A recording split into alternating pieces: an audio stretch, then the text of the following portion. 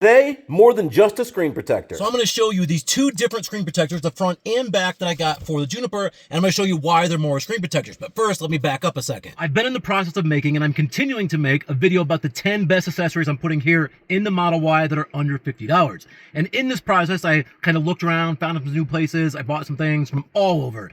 Of course, the internet, Amazon, eBay, Etsy, you name it. You're going to want to subscribe to the channel to see all that, but I stumbled across a company that I had never had any affiliation with, I've never heard of, in fact, I've never gotten anything of their products in the past, and it's called TESLAUNCH, and they had a couple new products, and what I was looking for was a screen protector. The screens in these cars are undoubtedly super expensive, so you don't want to break these, and most normal people in day-to-day driving, you think, how would I ever break it? Well, I have 5 children, so how could I break it? I could give you 1,000 different reasons.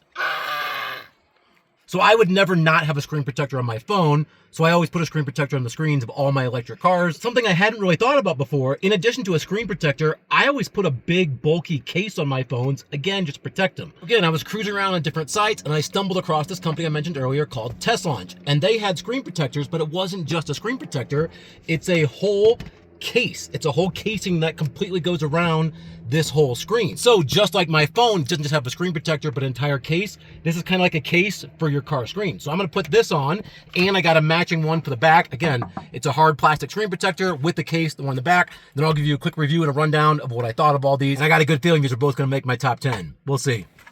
So as to make the video shorter, I did speed this video up 4 times, but just so you know, only 4 times. You'll see how quick I actually put this on. It comes with a little included wipe and then a little included cloth to get it dried. You see, you just pull it off. It shows you which end's up and that little sticker it's on the front.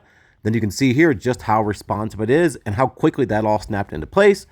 Then here I am on the rear, same thing. It came with a second packet of little wipes, a second little cloth, then the actual screen with the little screen guard on it, and just kind of clips into place. Again, it has a double stick tape that I'm not even using. I just stuck it onto place right now.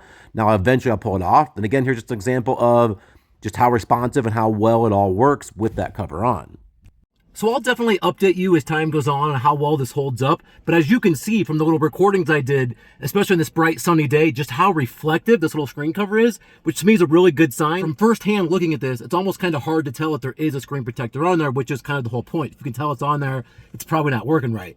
It seems to be, even though it was pretty inexpensive, at least a decent quality, if not a kind of a high quality product. Again, I love the fact it's not just a screen protector or a case, it's actually both put together. And one added benefit I didn't really think of to this being an actual case and not just a cover was that it was really easy to put on. I put screen protectors on in the past that were a pain because it was all complicated getting it lined up just right.